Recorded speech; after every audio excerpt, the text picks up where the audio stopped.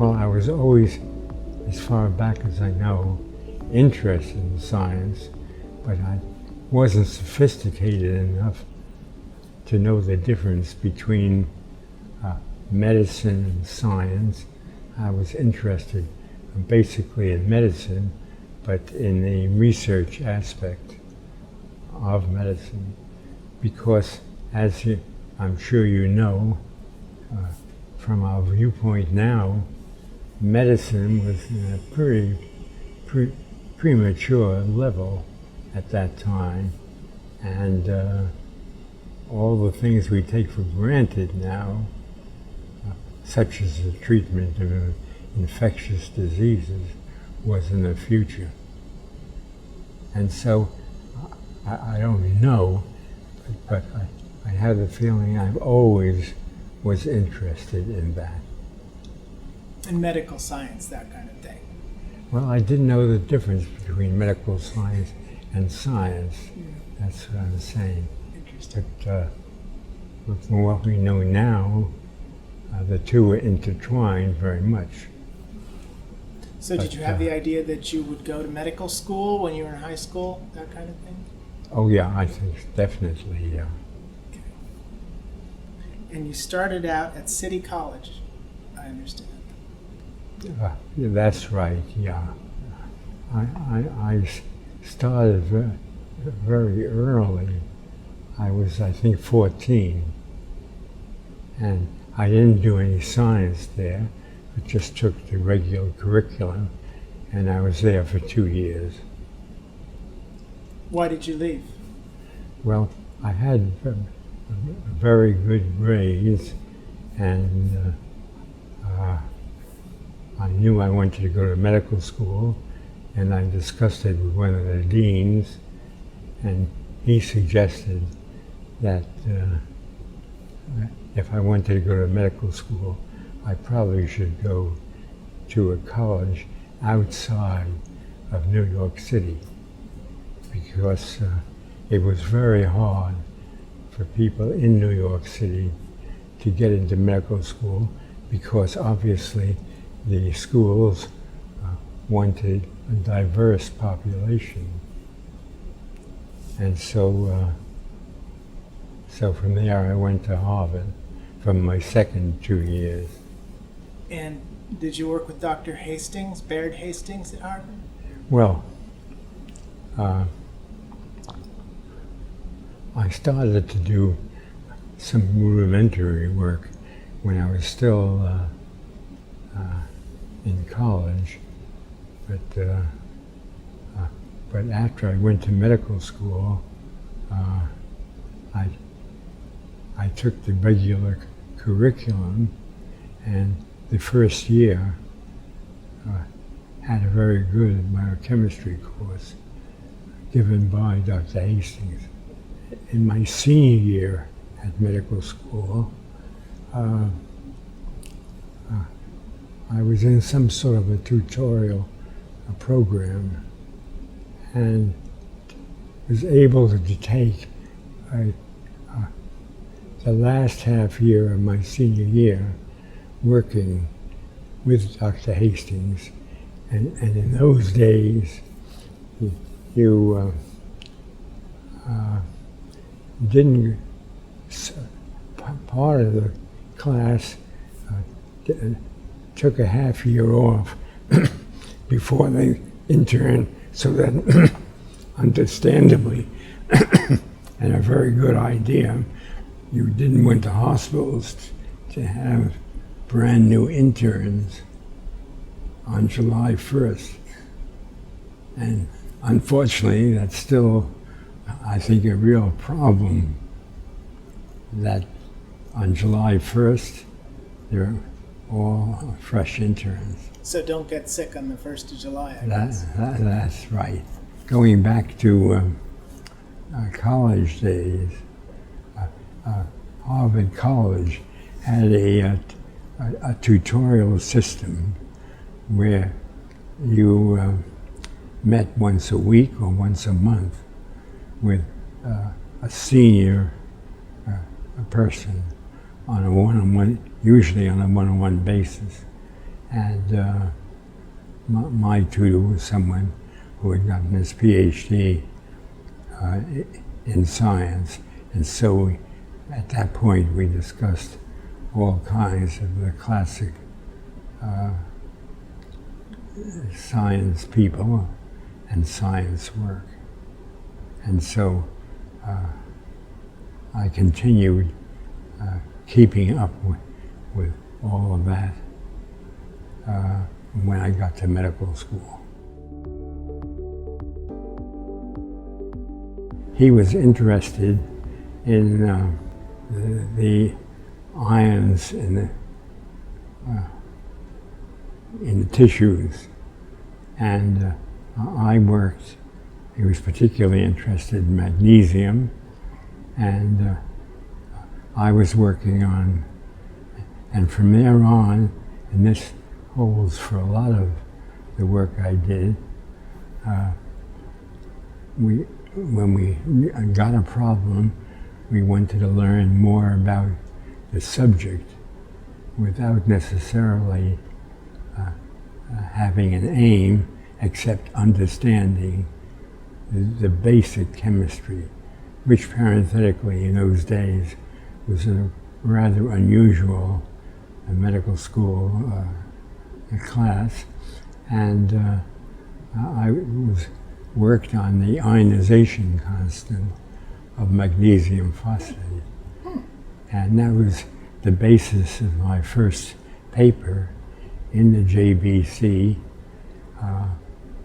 that wasn't published till 1944. And then when I got to New Haven, when I interned, I did a little work on the side and had another paper on measuring blood volume, but that was not a major paper, and otherwise, when I interned, there was no time for any more research. Did you do the regular clinical internship? Internal medicine, yeah. Okay.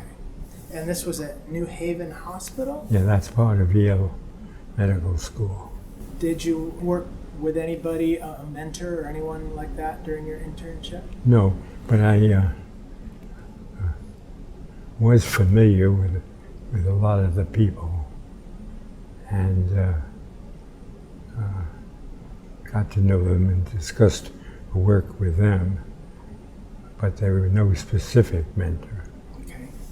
I was particularly friendly with Dr. Peters. Dr. John Peters? John Peters. And he and Van Slyke had just published a paper on quantitative clinical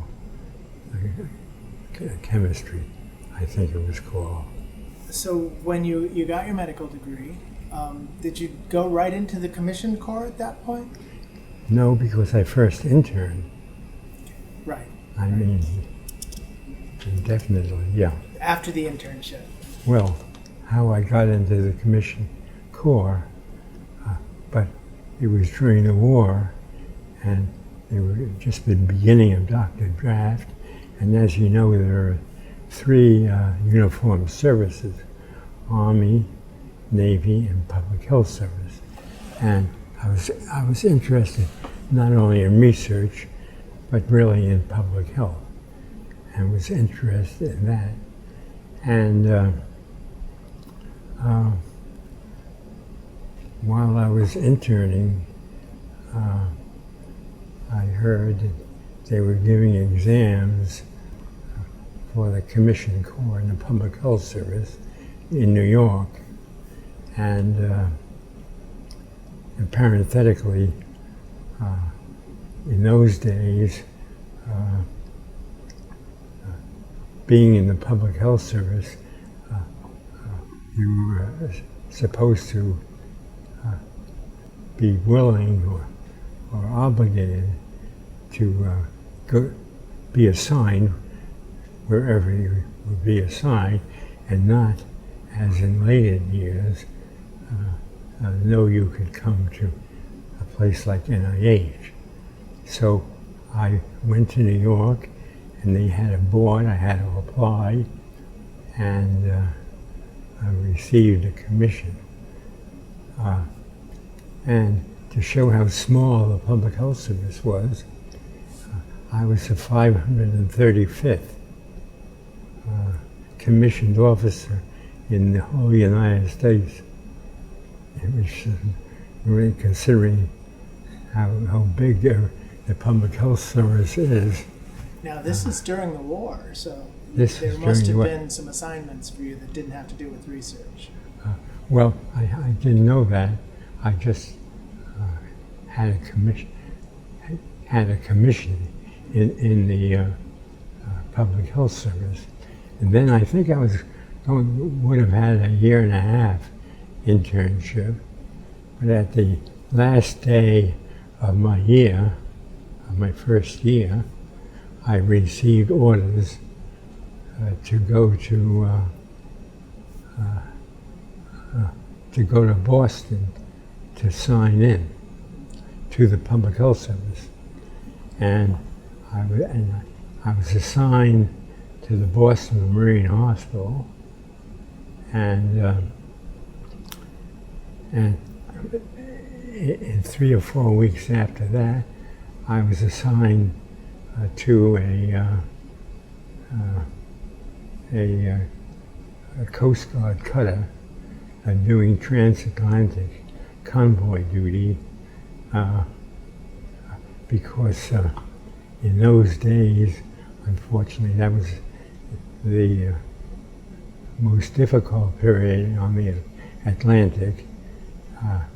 The convoys, it was always a ship torpedoed, and on my first trip, and remember, I had a medical internship, no surgery, and here I was the sole medical officer on this convoy ship, on this escort ship. And one night, which was not unusual, one of the ships in the convoy, that in the group of ships that we were protecting, there were usually 150, was torpedoed and went up in flames, and the sailors had to be rescued, and our ship rescued them. And remember, the escort ship was very small, 327 feet, and unfortunately they were not seriously injured, but our ship, as the escort ships would, if they thought they could sound a submarine with depth charge, and I and the sister ship forced a German submarine to the surface, and this, I think, was the first time, I think, during the war that had happened.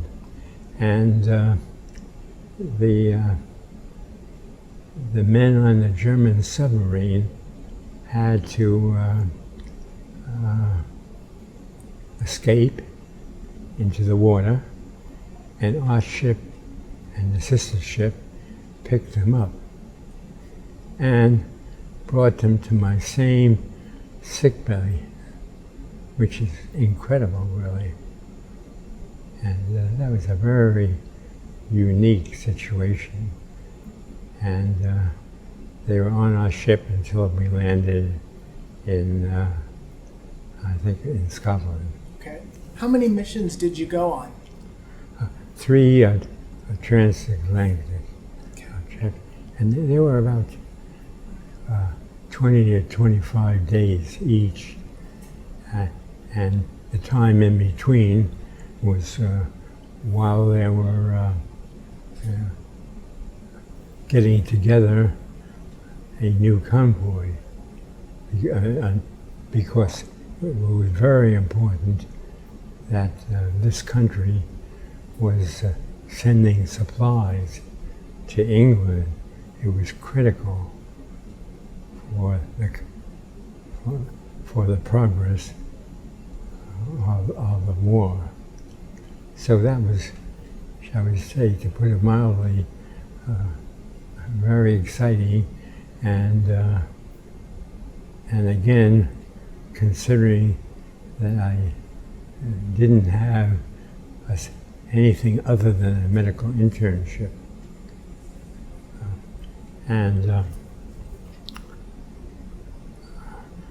Stepping back just a moment, while I was interning, we received a small dose of penicillin sent from England that they wanted us to test experimentally, because the British didn't have facilities to make the penicillin on a large scale. And I and my fellow interns, I think 2 or 3, administered the penicillin, and this was the first case in this country of anybody being cured of an illness. A woman had been sick for almost comatose for months, and suddenly penicillin was, as you know, miraculous. And then, just for the story, I collected her urine, because most of the penicillin is excreted in the urine, and it was sent down to Rahway, New Jersey, for Merck to re-extract, and then it was used for additional treatment. Well, jumping way ahead, but quite an amusing story is that maybe 30 or so years later, when I was at NIH, one of the biochemists, the biochemical doctors, who was very friendly with me, and we were discussing one thing or another, and it turns out that he, when he was working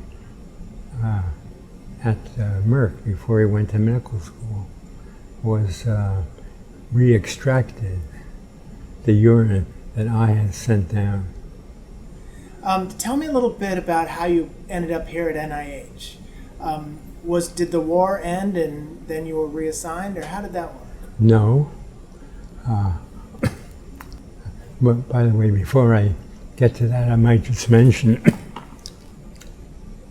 to show how strange it was being a doctor without a surgical background.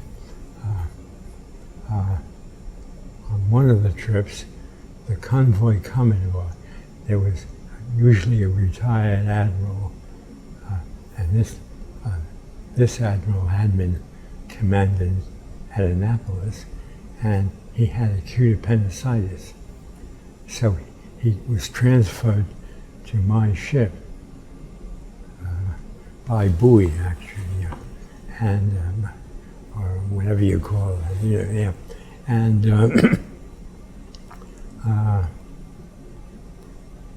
until we got to Casablanca, where they operated on them. So, how I got to NIH. So at the end of the third trip, I got into port and I received orders to come to NIH. Period. How would those orders have come about? Somebody must have decided that you looked like you'd be a good fit for NIH. Well, here I'm extrapolating a bit, but I think correctly so. During the war, there was a committee of medical research, which is a subdivision of the OSRD, the Office of Scientific and Research Development, and there were a number of senior professors on it, and also ex officio the head of each of the armed uniformed services, and and the director of NIH was taking the place of the Public Health Service director, and he knew that Dr. Rosenthal was working on a war project involving electrolytes, and I just assumed that somehow or other Dr. Dyer asked Dr. Hastings, who was on the committee, if he knew of anybody who had worked on electrolytes. But that's a guess on my part. All I know is I received orders. So Dr. Rosenthal was here at the time? Yeah, he was here for many years before that. He came out from when they were downtown at 25th and E. As you probably undoubtedly know, the NIH only came out here. It used to be called Downtown Hygienic Laboratory, and they only came out here about a few years before that, and was in Building 4. And anyway, again, NIH was a really small. So here I am, young fellow just out of school, probably 22 or something, and what do? I receive orders. You report to the commanding officer. So I go up to Building 1 to show how different things were then, and I go into the director's office and said, here I am. Can you imagine trying to do that today? Anyway, and that was Dr. Dyer, and he asked me where I was staying that night, and there used to be a little cottage on the grounds, and he gave me the keys to the cottage. And so anyway, I'm just guessing that's how I got here. All I know is I got orders. So were you assigned to work with Dr. Rosenthal right away? Yeah, Dr. Dyer, assigned me. Tell me what his lab was doing at that time. Well, that was, I think, the reason why. Dr. Rosenthal, who is a MD, but a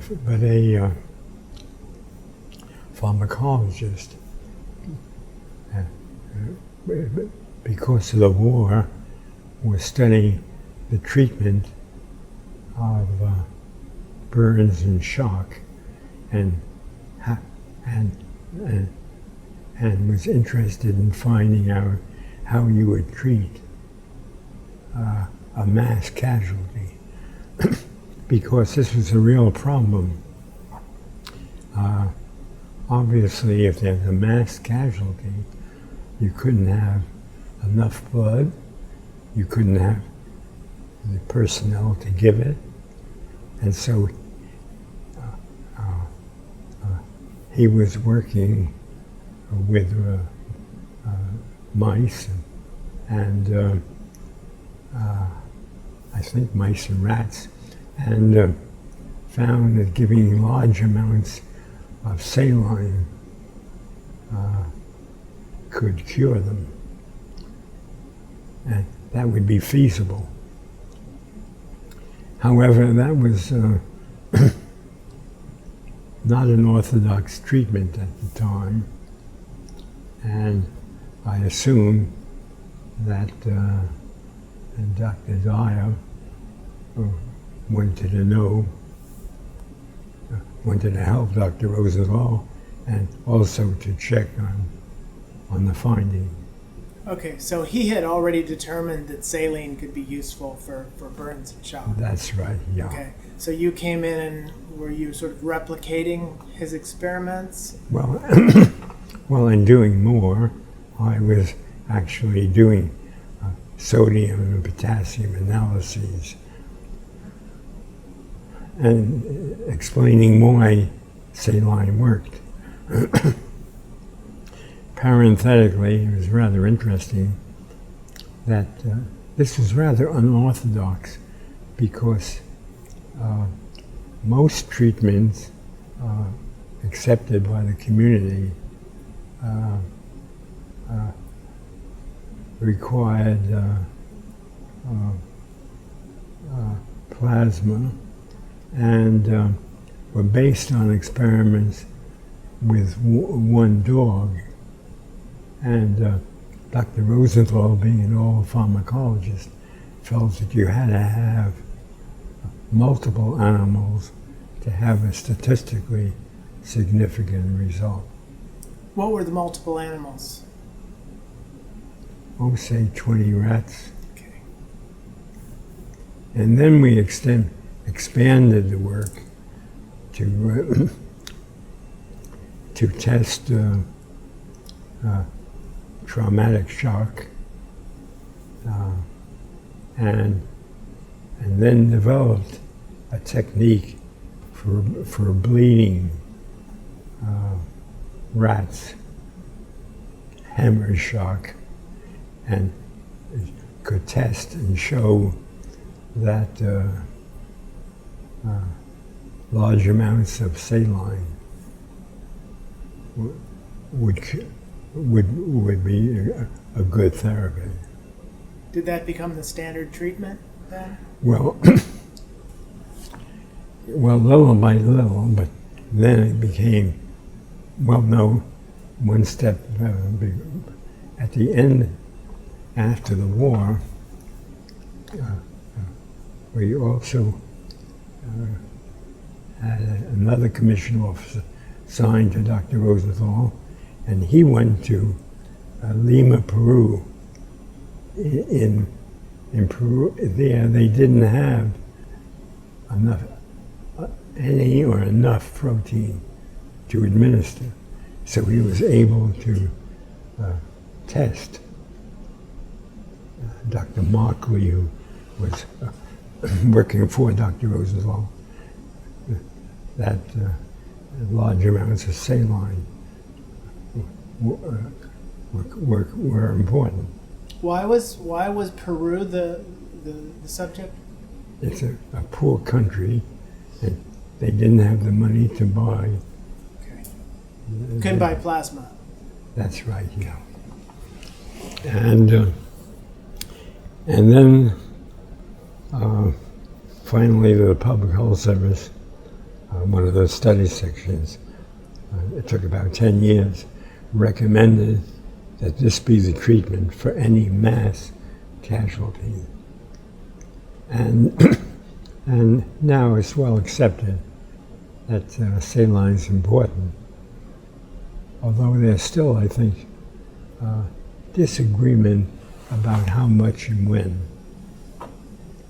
you give it ordinarily. You started working on histamines with Dr. Rosenthal as well.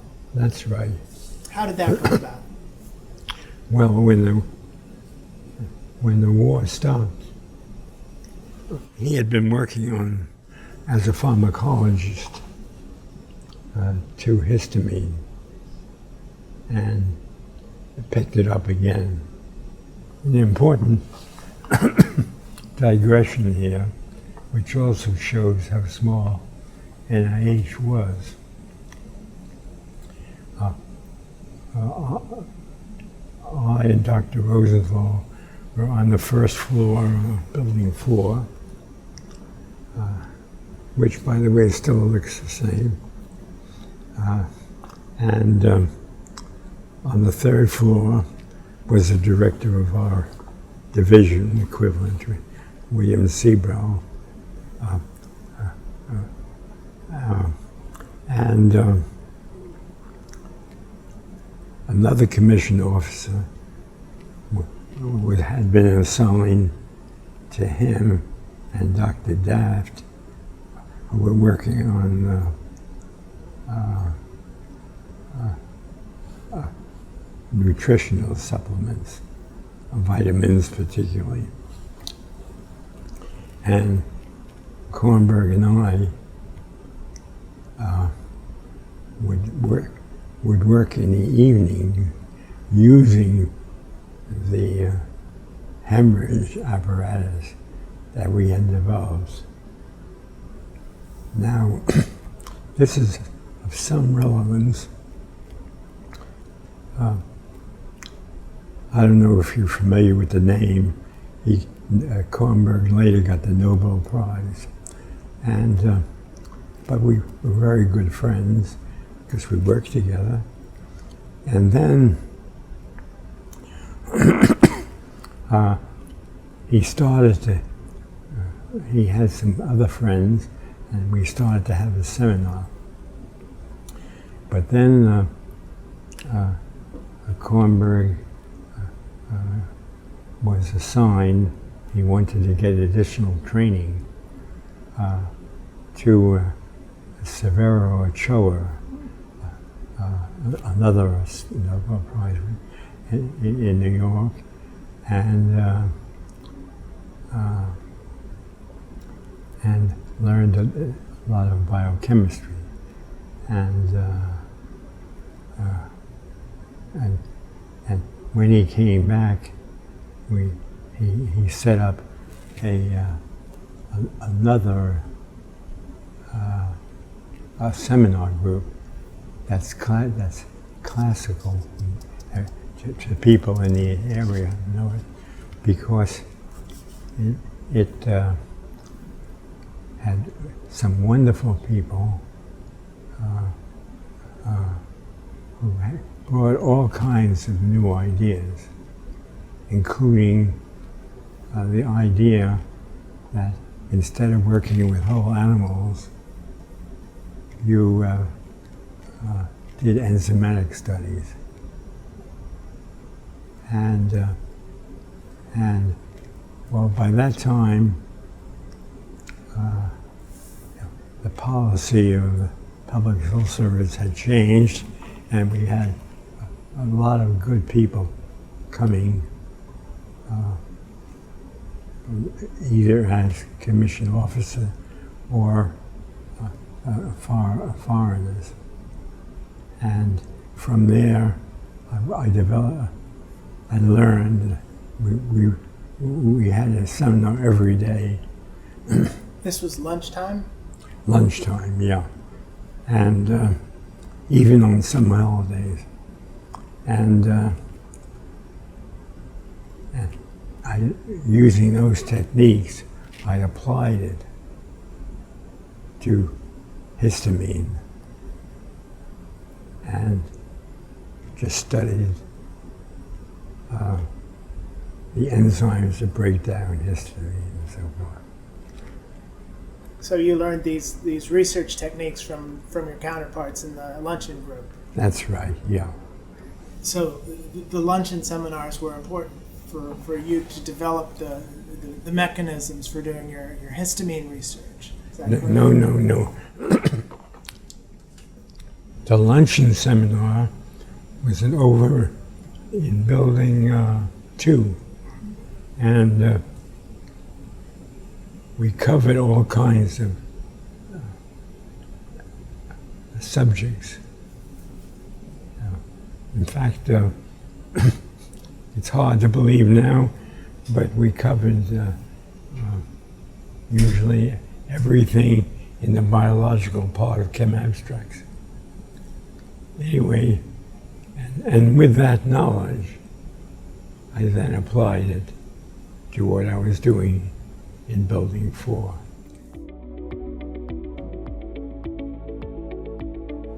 This goes back to the seminar group too. One of the people who in the seminar group had just come from Japan, Osamu Hayashi, who actually was later quite famous in Japan. But anyway, and with him, I learned more of the techniques, and also learned that you can get more enzymes by using organisms like Pseudomonas and growing them with that substrate as a sole source of nutrients. And so we decided to test the metabolism of histidine. And Hayashi knew that there was a disagreement on what the first step was in the metabolism of histidine. One was breaking the ring, and breaking the ring. Yeah, the imidazole ring. Yep. And the other was deamination to give you a canic.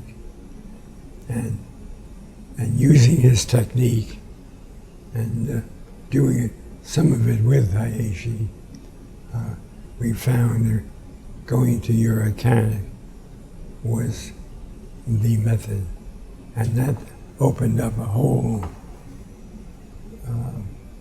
field of studying the metabolism of each of these compounds, of all the intermediates. No one had worked those out before, I guess. Is that right? That's right, yeah. Okay. And folic acid is involved here somewhere, too. That's right. One of the steps is going from one of the intermediates, from aminoglutamate to formic, ammonia, and glutamic. And we did that with Jesse Rubinowitz, another person in the Building 3 lab that at that time was headed by Bernie Haruka, because Kornberg had left to become the head of the department at Washington U. Yeah. Anyway, and again, jumping ahead a little bit, we were also good friends with Howie Hyatt, and who was also in that group, and he had just left to be a professor of medicine at the Beth Israel Hospital in Boston. And with him, Well, we got the idea that if folic acid is required for that step, you could use that to measure whether the therapy and in humans, because whether the therapy worked, whether people were taking, and sure enough, that was the case. Especially if you gave histidine, normally you wouldn't get any form of immunoglutamic. But if they weren't taking the medication, then you got form of immunoglutamic. So you could test the efficacy of folic acid? Was that what you were able to do? No, we were just implying, in other words, whether they were excreting form of glutamic or not. Okay. Now, also, I should emphasize, we can talk about each of these things in a few minutes, but each of these things that we've talked about would take a year or two.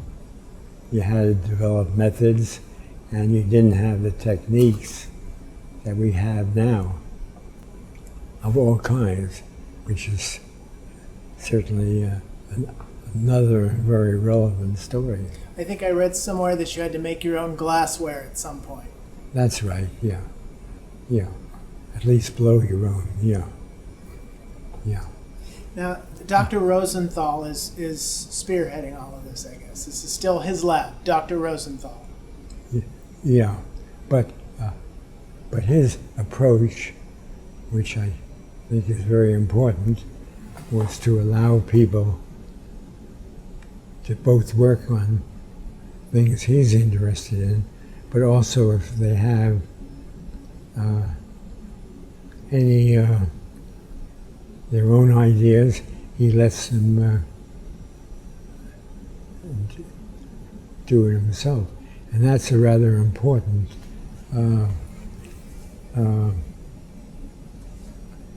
important point to make in the history of NIH, because NIH was very good in allowing that, especially when everything was small.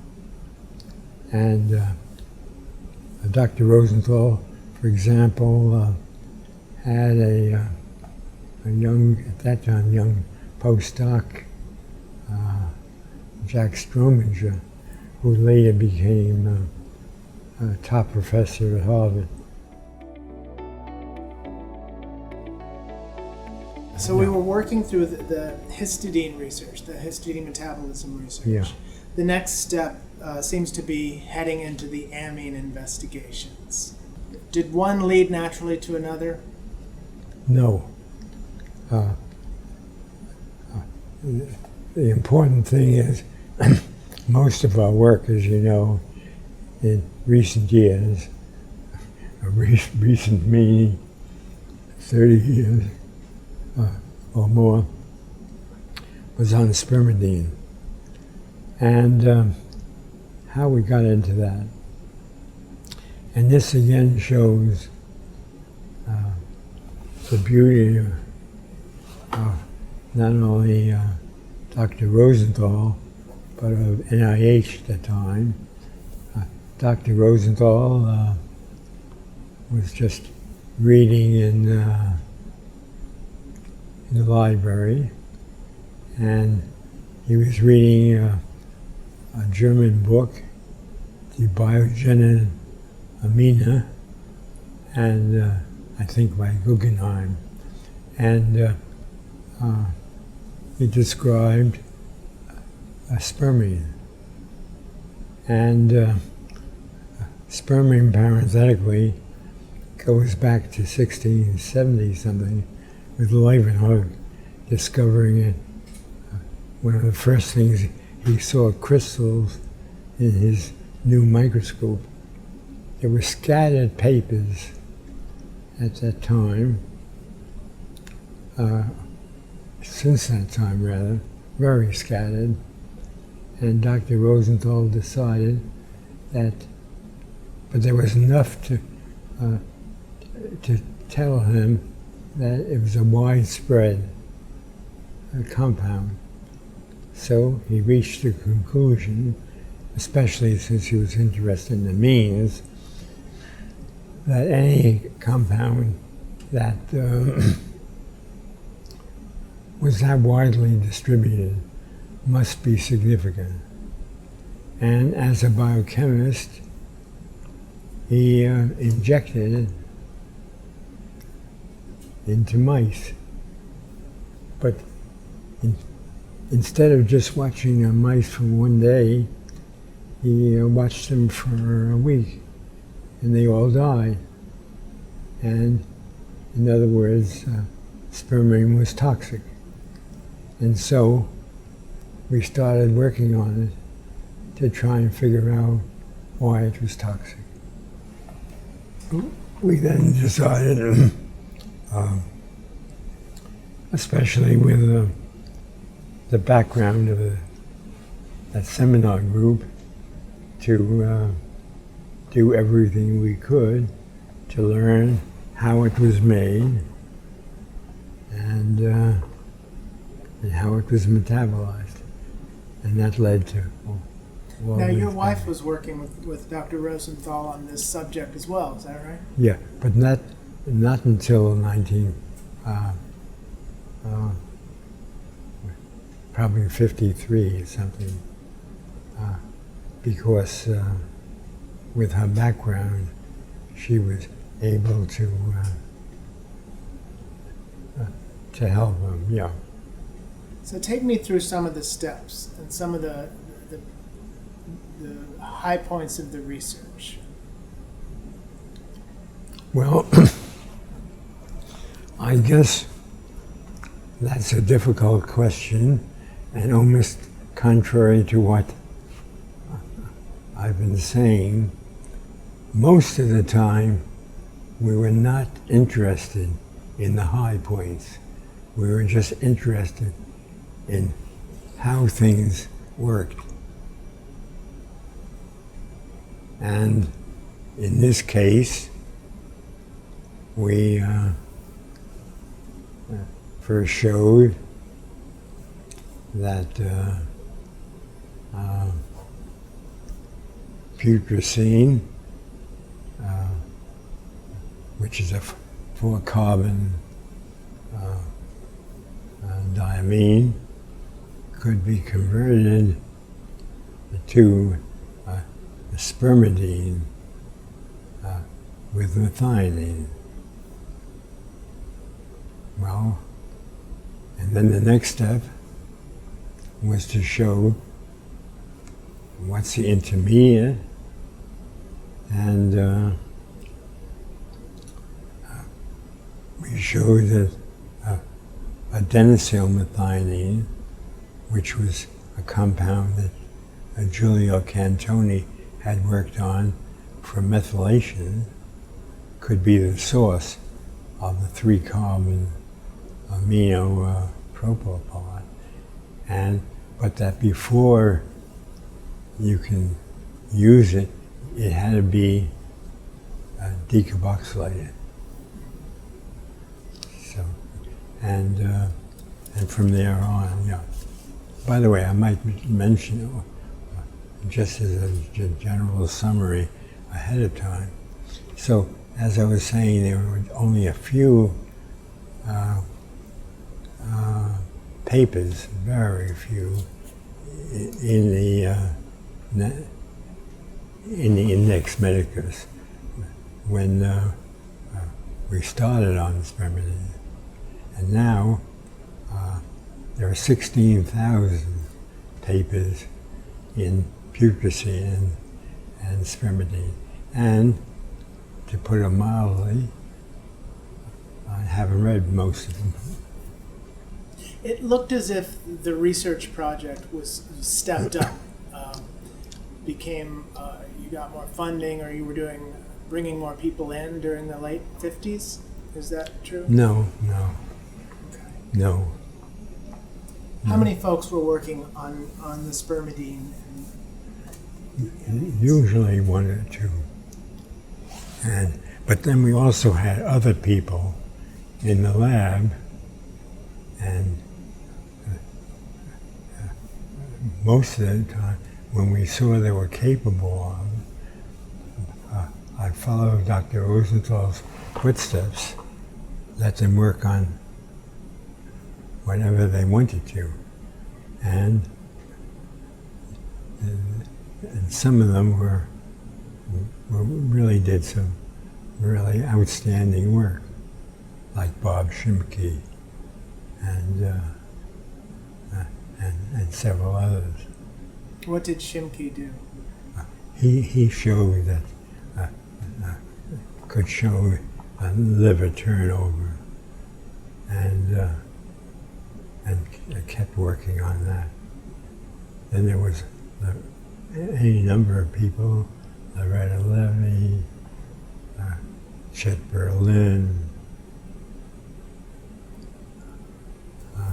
Chris Rates, and so forth. Well, Jones show up in my bibliography because they published on their own. We had random studies in between. If we had some idea, we would want to follow it up, and sometimes it would lead somewhere, sometimes it wouldn't, or sometimes it would lead somewhere in ways unpredictable. While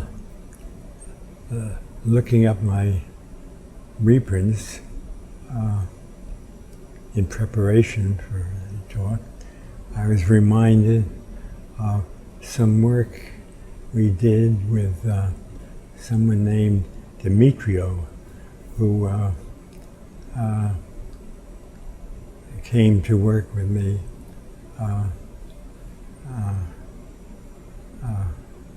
and later went to Western Reserve. And for example, and this sounds like a very isolated thing, but sort of I found it very, very interesting. I'd sort of forgotten it. But normally, when you're testing two proteins or two things for antigenicity, I'm talking now about several years ago. I don't know what they do now, but you would give them a dose of radioactive material and wait probably several weeks to see whether what happens. Well, we got the idea of measuring ornithine decarboxylase, and we found that if two proteins are incompatible, they immediately proteins in a I guess they immediately had a high CO2, and so that never was used, but the idea was good. Another example of random studies is, and this is one of the things Celia did, my wife, and that is we developed methods, and that took quite a lot of time, for determining amines chromatographically. and with some other people around it. And she showed that if you let the cells grow old, the putrescine is converted to glutathione, or spermidine,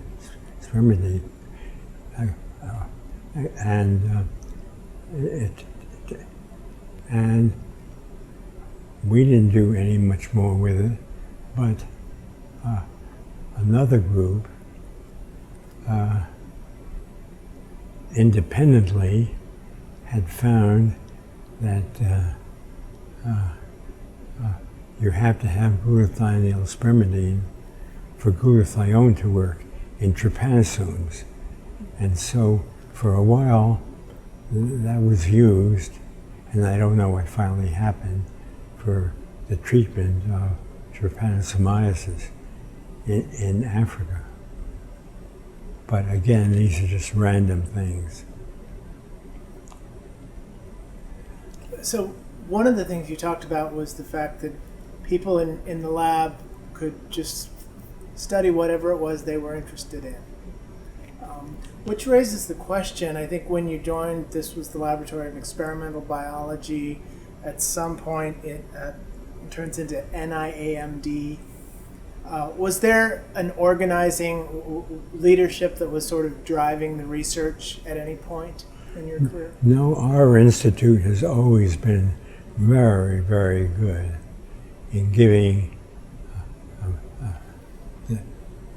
my lab or the successor labs freedom to do what they want. And this is true now too. It's very good. My successor as head of the laboratory is Reed Wickner, who had come here as a postdoc right out of medical school, and who parenthetically also went for a year or two training elsewhere. But he got the idea that you should work on a yeast, and has developed beautiful work. He discovered something really unique, and that is that yeast contain something called prions. And as you know, prions are a way of proteins can carry out information without the involvement of a nucleic acid. And that's a fantastic finding and leading to all kinds of work. And even though this is not in the list of things you were asking about, I think it's very important, indicating how good our institute has always been. Always, yeah. Let's sort of change up a little bit and talk about NIH on a broader scale. Tell me a little bit about working with your wife, for example. That seems like a pretty unusual thing to be able to do as a scientist. Well, it worked. Shall we say maybe it's unusual, but it worked very well. We've had a lot of good papers, and parenthetically 4 children. But and of course it's beautiful. You by living this close, I can come over before breakfast to put some cultures on and so forth. So, and we can discuss the work and so forth. So, and of course,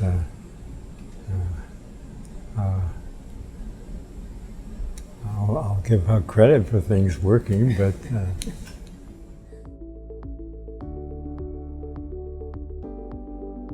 it's changed a lot. The reason they have these houses is that when they built NIH, they copied the setup from one of the Marine hospitals, which was a public health service hospital. And I might say that when we moved here, the clinical center was not even started. So there were just a few buildings, and the director lived on the station, and all the other people at that time were commissioned officers in the public health service. When did you move here? Was it in the 40s?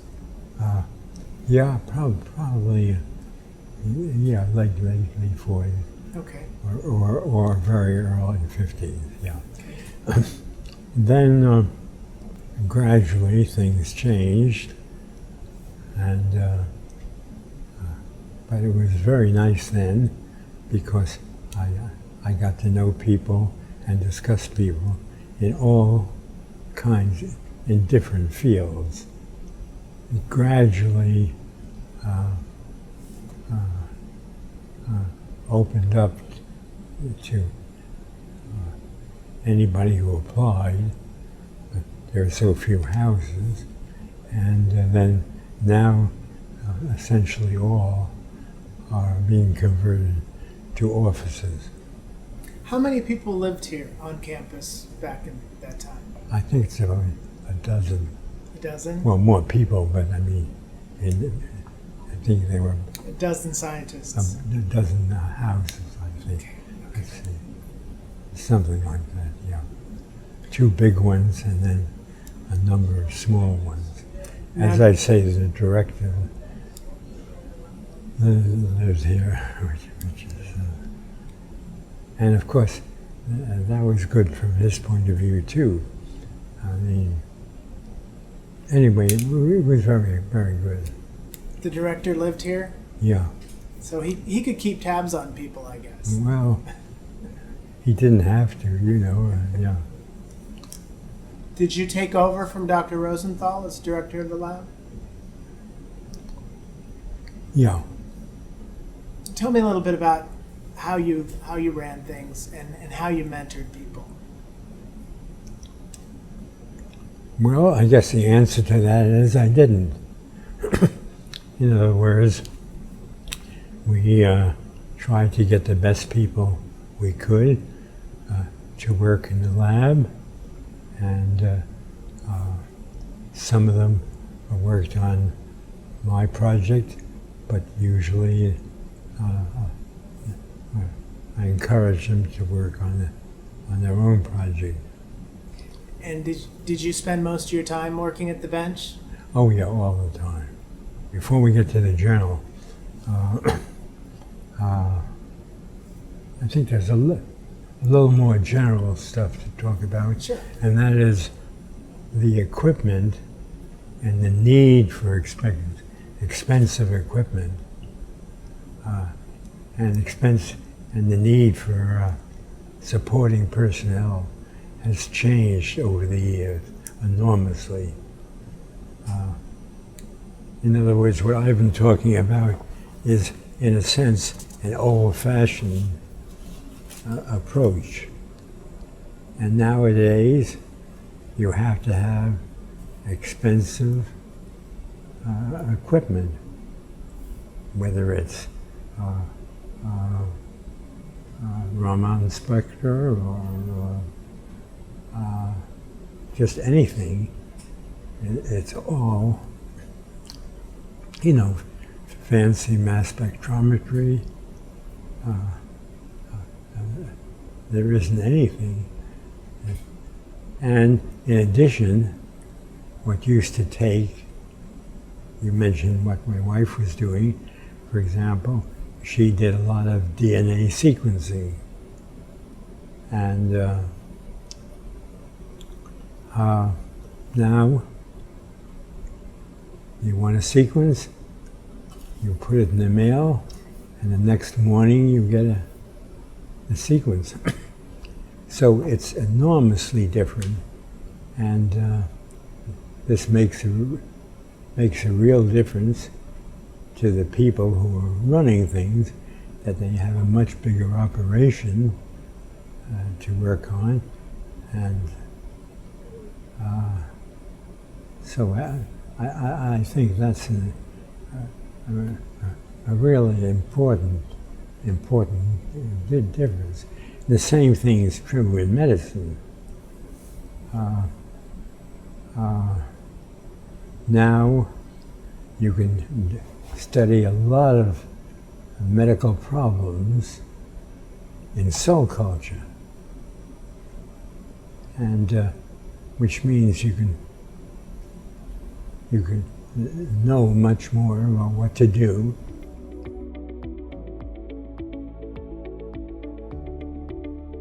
Well, let's talk about the journal. When did you first become involved editorially? Well, I can't tell you exactly when, because at one point I was just one of the editors,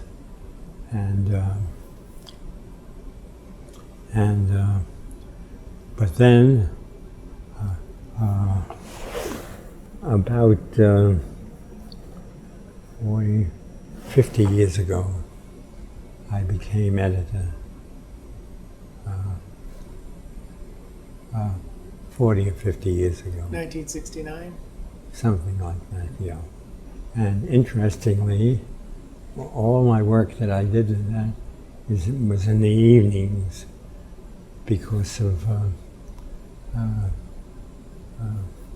government rules. That was an outside activity. And so I did everything after I got home. And of course that was very exciting, all of it, because I got familiar with a lot of publications, a lot of work.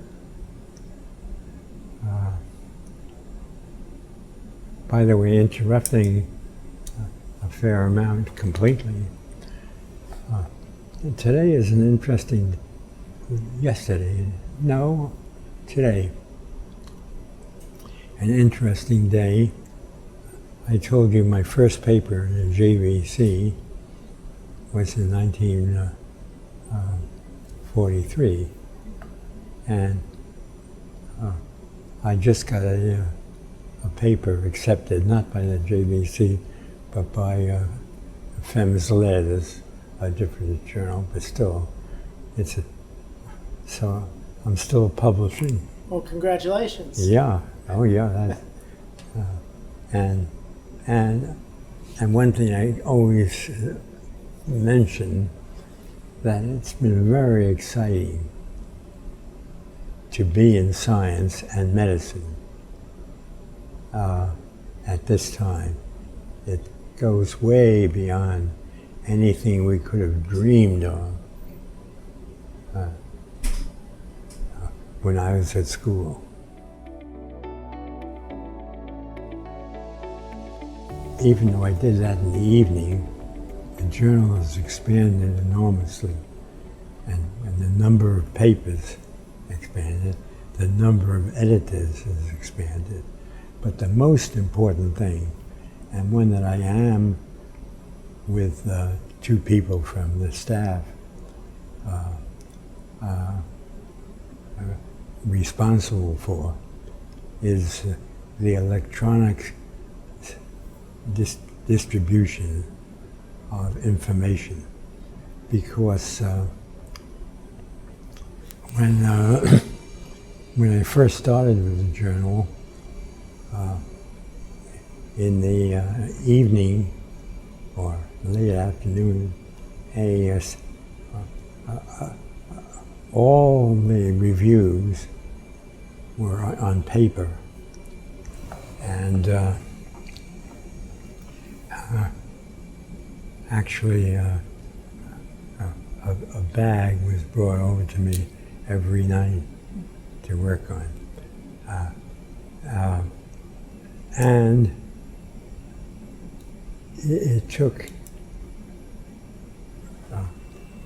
months for information to reach foreign countries and vice versa. And with help from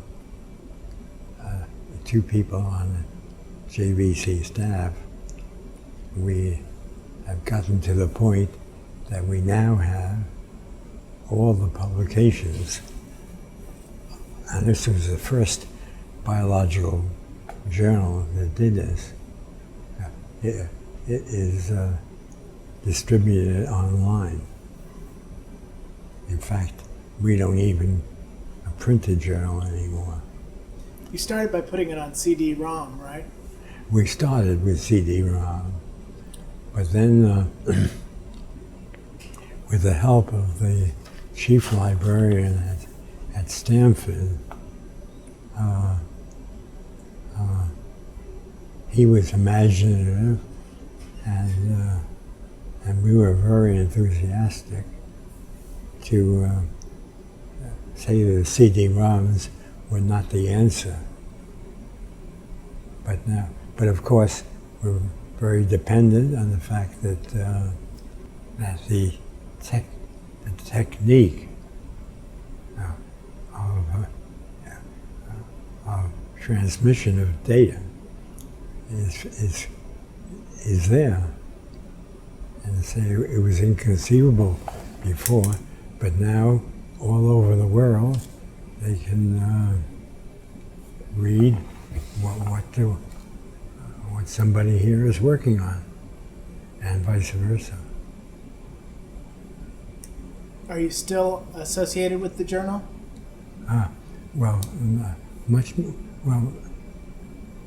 Yes, 2 nights a week I assign papers, but pretty distantly. And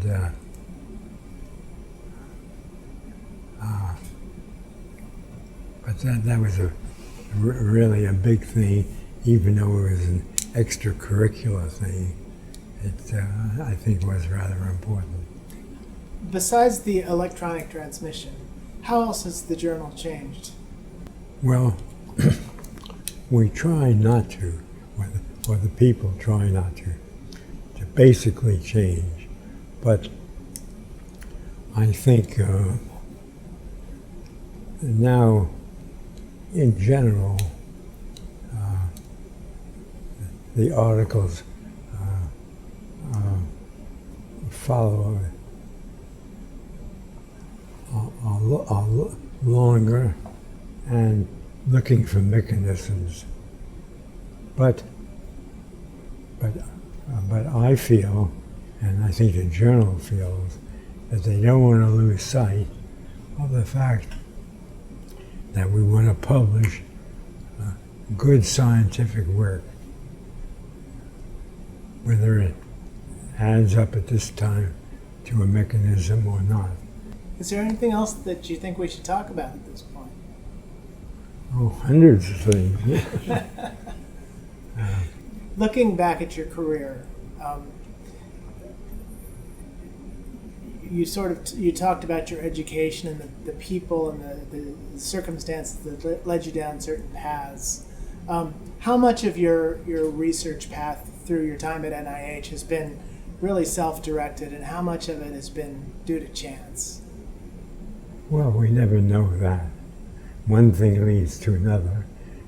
If you're working on a problem and working on it where you're intimately involved, and then you do the next thing that seems to be best. And if you get the idea from something you do that then something follows, well, that's not I don't, you might say it's due to chance, but it's not really chance, because you wouldn't have made that conclusion without a lot of work ahead of time. And here again, coming back to the work that Reed Wickner is doing. I mean, he reached this conclusion based on a lot of work that he had done on yeast and so forth. And if you came in from the outside, you'd say, oh, it was just chance. But you had to have a fertile background and take advantage of. Dr. Tabor, it's been a delight talking to you. Well, appreciate it. Thank you very much for your time.